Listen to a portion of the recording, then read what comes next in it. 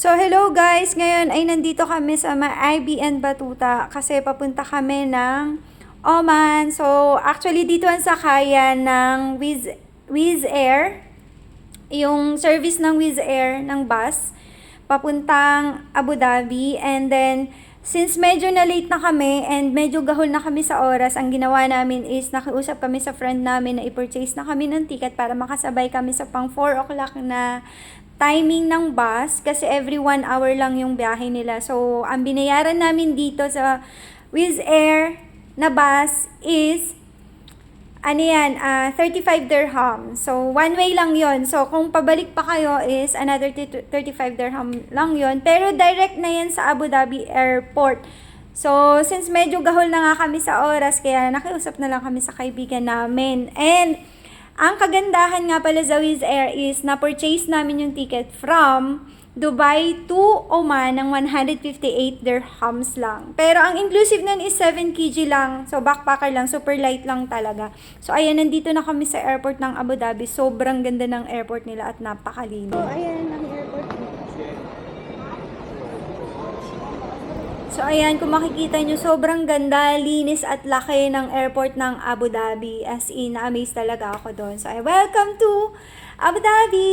So, ayan yung Wizz Air. Kailangan na naming pumila.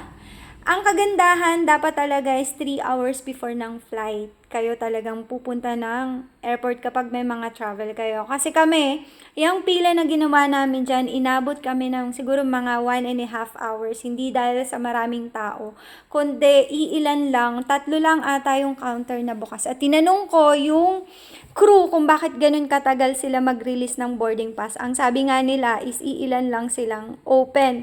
And halos lahat ng nandun is trainee. So, ayun. Pero nung medyo nakita nilang full, na talaga, nag-open na sila ng marami. So, ayan. After ng ilang oras na pag-aantay namin, nag-announce na nga na kailangan na mag-ready at pumila para sa pagsakay sa aeroplano. Sana po, wala na pakayakan. Bota na po ako. Hindi na video Ay, di ba? Ayun na po. Ayun, So, yung- share mo yung experience mo kanina. Yung Wizz Air po is mura naman po, 59 lang, one way. Pero yung seat ko po, 71 dirhams. Yung bagahe ko po, 150. Medyo masakit sa pagkata. Thank you Lord. Ano tawag ng visit? Visit po. Nakaka-visit siya. Sa totoo. Actually, mura naman talaga siya, kaya lang kapag Non-priority. Pag non-priority, kayo magdadala ng ganito. Pero pag priority ganito. Okay lang. Sa upuan, pag nag-online check-in kayo, mag-ano kayo, huwag kayong mag-assign ng seat para hindi kayo kayo sa pre-assign. Kahit minsan nasasabi na tayo hindi maging priority. Okay lang. Minsan kailangan natin piliin na maging priority. Bibili ko lang naman. Tapos, ano pa ba yung Step back? Step back? Yun, hindi na kailangan mag-print din ng documents. Okay lang. Yan yung Tapos ang ganda ng airport ng Abu Dhabi. Sobrang laki. As in, ang ganda yan. yan, tingnan nyo wala lang.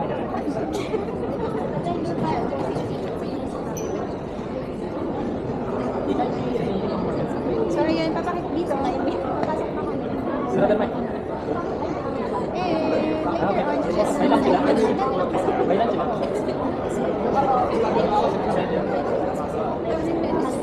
Busy sa work yan. Ay, siya nga pala, meron kaming kasama. Ano talaga siya?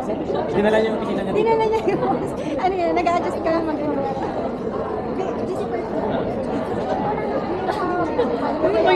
Ang hirap magpayaman. Hindi na pagiging payaman. Ang hirap, magiging busy. Samantalang kami, parang ako ang ginawa. Ako actually nagpapahirap. Damdam ba yan? Ako naman ang mali. Punta sa lounge area para makita ko may libreng pagkain. Eh, pag may credit card daw, may access na namin siya. So, hindi na siya. Punta ako doon, download ako ng Mastercard. Pagdating ko doon, hindi ko naman kaya lang po. Wala rin. Tapos, kailangan nila tong card.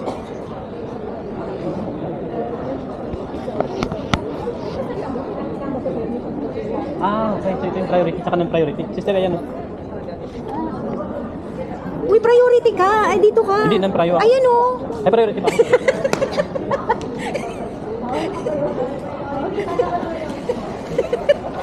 Yan na nga yung binayaran mo, ayaw mo pang dumaan dyan. Ano ba yan siya? Yan, nagbayad siya para maging priority. So, kami hindi namin kailangan magbayad ng priority kasi lagi kami priority kahit minsan kailangan mong gumastos para maging priority ka. So, kami hindi na namin kailangan magbayad.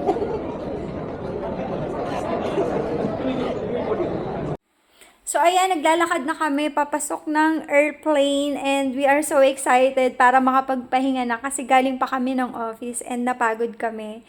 So ayang nakikita nyo is yan ang view sa labas ng airport ng Abu Dhabi. As in, sobrang ganda ng airport nila.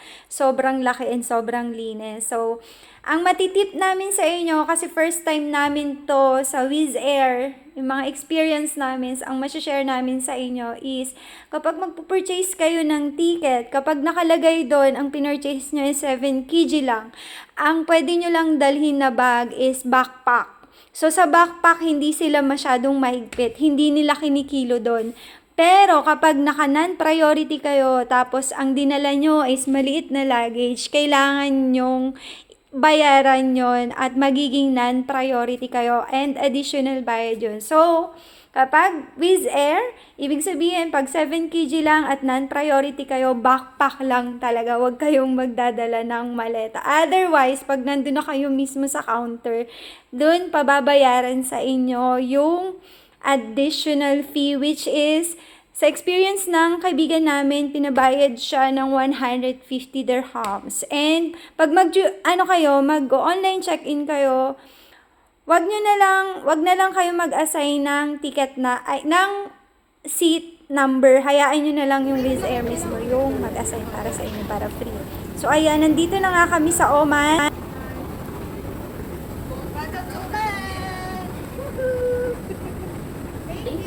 أنت تقترب من نهاية الممشى الكهربائي. So, andito na kami! We're here! Actually, maganda yung Wizz Air. Ay, sobrang comfortable. Sobrang comfortable, tsaka lalo na to, napakaswerte niya. Nasa gitna siya nung Ako nasa 34, anong number ka? 37. Oh my God! Mas malayo. Guys, that's Pero sobrang ganda ng Wizz Air. Highly recommended naman siya, kasi no choice. Highly recommended siya kung hindi ka nagbayad yan. Diba? Kasi parang 150 lang. Tayo no? For short Compare, di ba yung pag-bus, magkano yung binabayaran natin? 30, ito lang. 55. 55 din? 50, oo, 55 isa. So, 20 na. At least, iba-iba tayong experience, no? Yeah. Tsaka pag yun nga lang, pag assign, sila yung mag-a-assign ng seating arrangement. Di ba, hiwalay?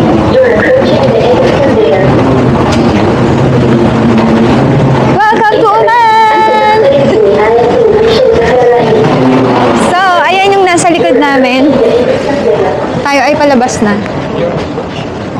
Kami ay mga dakilang backpacker lang. Ako yung taga-tulak. The backpacker.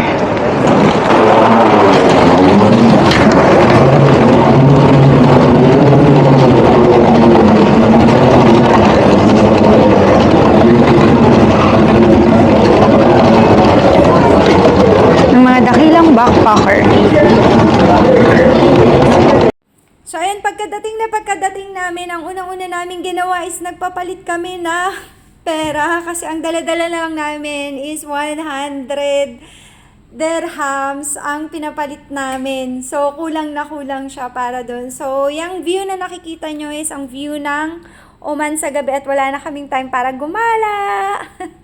So from Oman Airport hanggang dun sa Golden Tulip Headington Rui Hotel is 30 minutes pa ang biyahe. So medyo pagod na rin kami kasi galing pa kami ng office.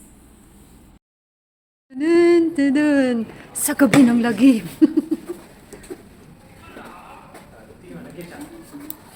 The 004.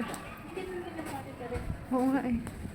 So ayan guys, andito na kami sa aming room. Wow, ang ganda. Why so like this? So hello guys, ito yung room namin dito sa Oman na nabook namin. So, ayan, sobrang ganda. Bali, 140, no? Sa Agoda namin siya nakuha. Pero pag sa booking.com, parang 170, something ganun, per night. So, yun, isang araw lang namin kuligan. Kasi alis din kami ng Sunday. How about the CR? It's 2 nights. 2 nights. Ay, may mga ano pa sila, water, saka yung tea. Meron din silang vault. Ayan. So, dito namin itatago yung kayamanan namin.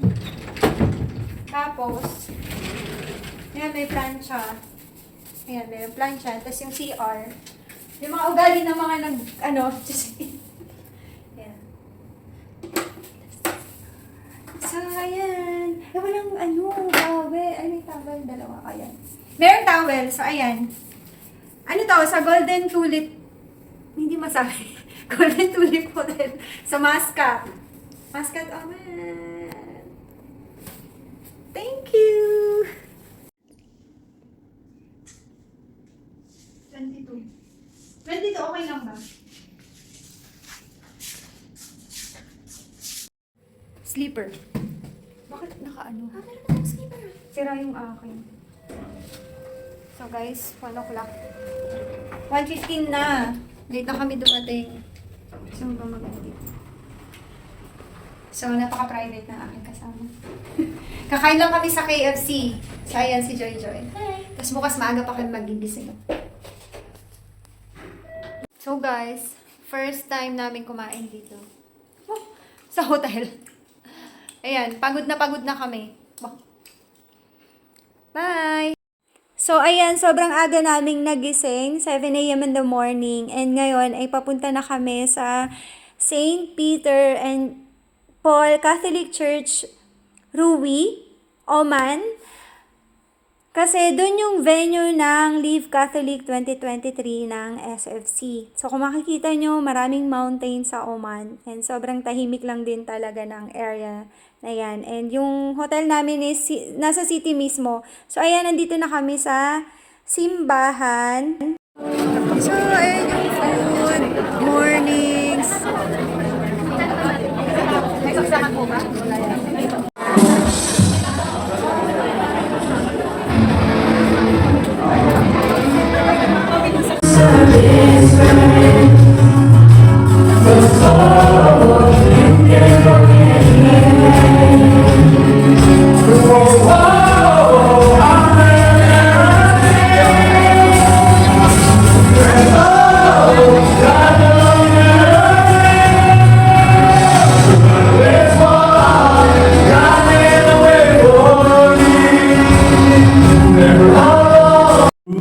And did you know that not only we serving in the Singles for Christ, long before I also been a parachute member of our church in the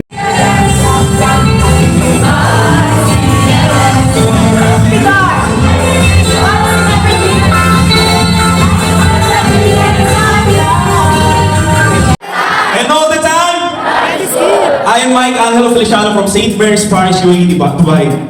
Serving also as a CFC Seagulls for Christ chapter head. Give us what we need.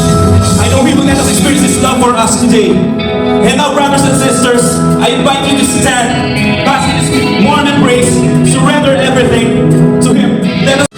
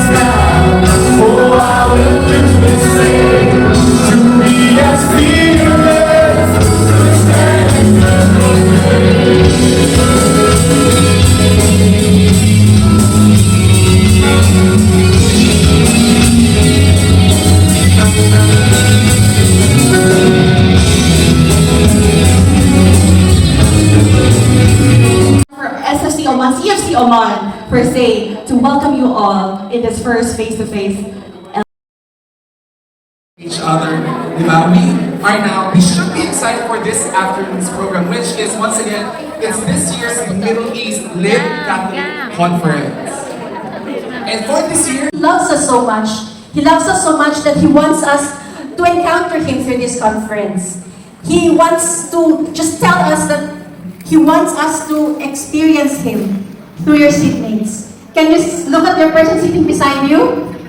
Can you please say, I am happy that you are here? I am happy that you are here!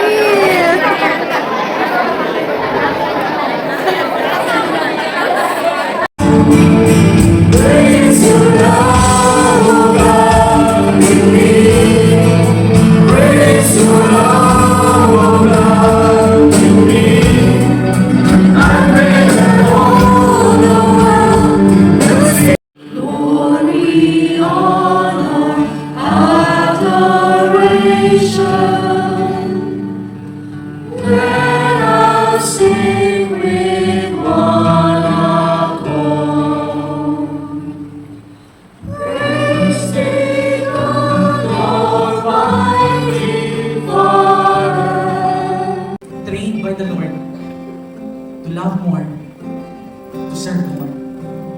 That heart is being touched by the Lord now. And you can do much more.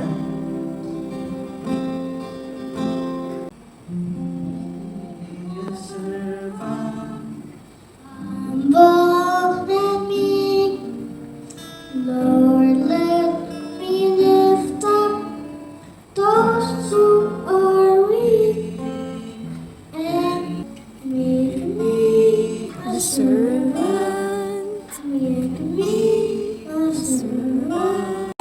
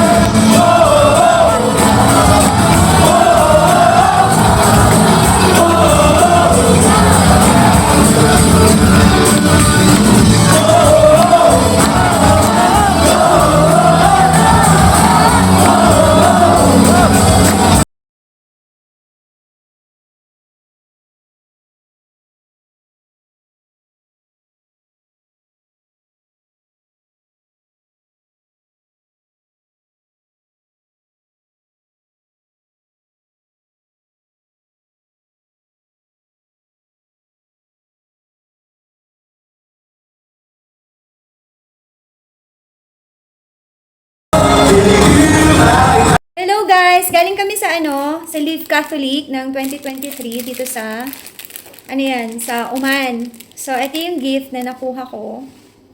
Ano siya? Keychain na cross. Actually, answered prayer to.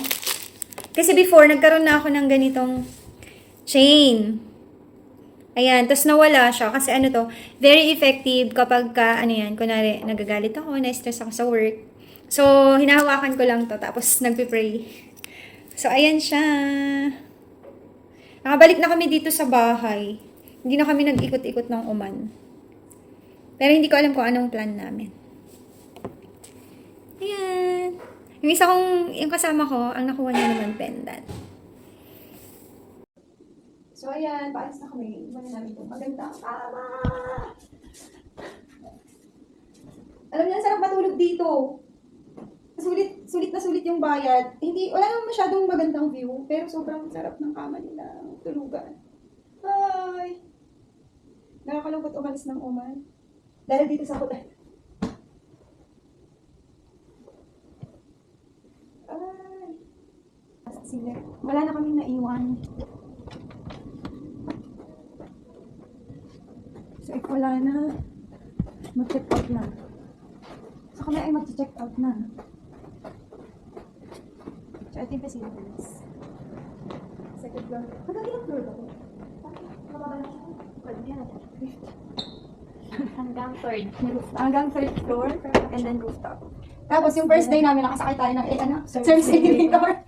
Nakita namin yung yung area para dun sa pag-prepare ng mga food. Kulit lang. Hindi natin pinindot!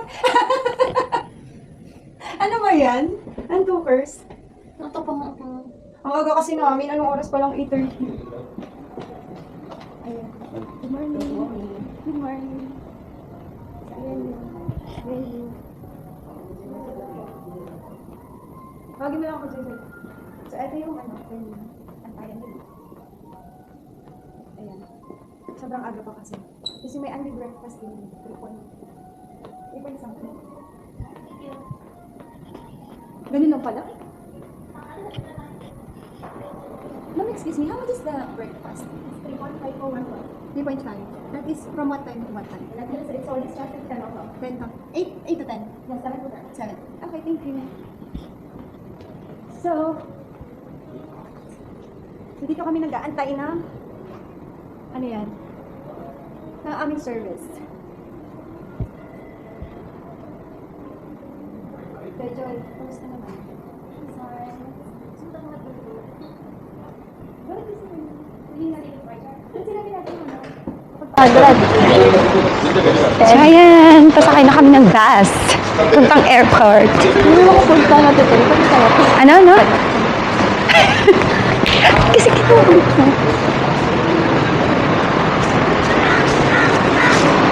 Para tayong nag-aalay lakad.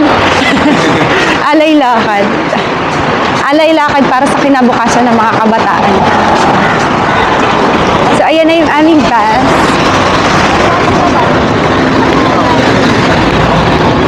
So, ito yung labas ng Oman. Kasi yun, kaya ang ginawa sa kanya, ginawa siya.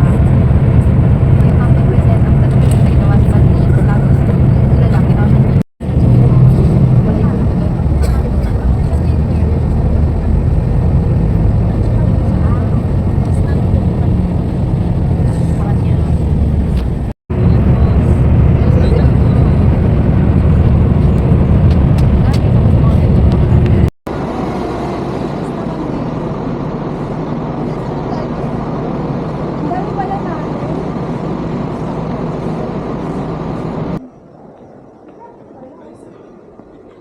Dito pala maganda ang pa-picture. Nag-ano pa kami doon?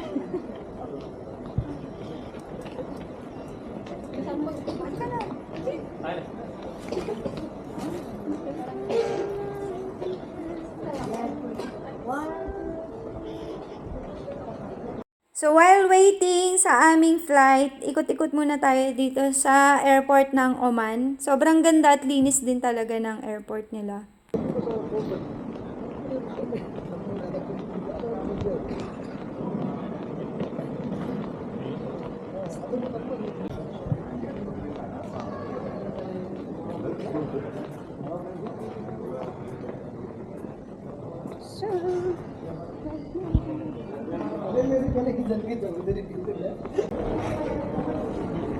Hindi, sige lang, mag-ano ka.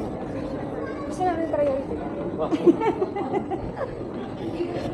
priority ka lang sa ano lang kami sa harapan. Right, late na kami. So, ayan. Waiting kami. Hindi ko na nga nakuhanan, nakalapag na kami ng Dubai, and sumakay na kami ng metro pa uwi ng bahay. Kasi kailangan namin lumipat na station.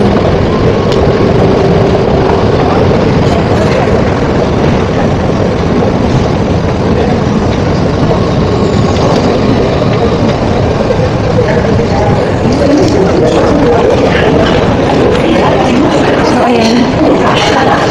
Eto, papuntang Jebel Ali. Dito ba tayo? Ayun, yung exchange. Madam. Ay, umatay. Nabaliktad na.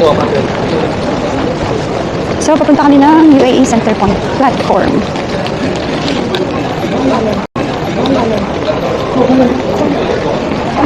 Napaka-busy talaga ng Dubai na. Ibang iba sa Abu Dhabi.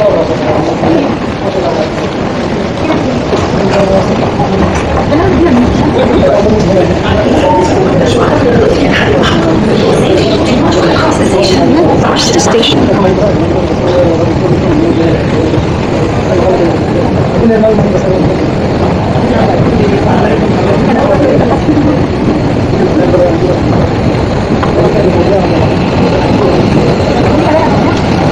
So we're here, girls area.